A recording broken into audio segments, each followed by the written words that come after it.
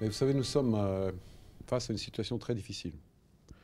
Aujourd'hui, nul n'ignore, et les salariés de ce groupe, les premiers, que l'industrie automobile, et particulièrement le groupe PSA, connaît de très graves difficultés, et qui sont préoccupantes pour l'avenir, en termes d'emploi d'abord. Et qu'après les annonces du groupe de restructurer, de fermer un site, de diminuer le nombre d'emplois, de licencier, d'engager un plan social, ça crée beaucoup de tensions. Et ça, je les comprends, d'inquiétude. Et en même temps, il y a une négociation qui est engagée. Et cette négociation, elle vise à obtenir le maximum pour que ce plan social se traduise par le moins de dégâts sociaux possibles. Puis en même temps, Il y a eu des dégradations ce matin à Poissy dans les Yvelines. Est-ce qu'il faut condamner, comme le demande justement PSA, selon vous?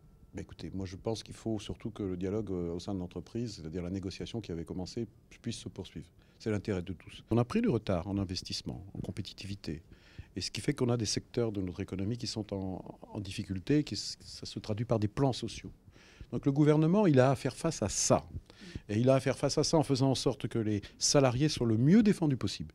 Mais en même temps, il a le devoir d'engager une politique qui permette à l'économie française, à l'industrie française de se redresser. Donc il y a deux combats à mener. Il y a le combat de l'urgence, mais ça ne peut pas être le seul politique du gouvernement. Puis il y a le combat de l'avenir. Parce que moi, je me bats pour que notre pays ait un avenir économique, qu'on puisse créer des emplois, que la courbe du chômage puisse enfin s'inverser. C'est l'objectif qu'a fixé le président de la République.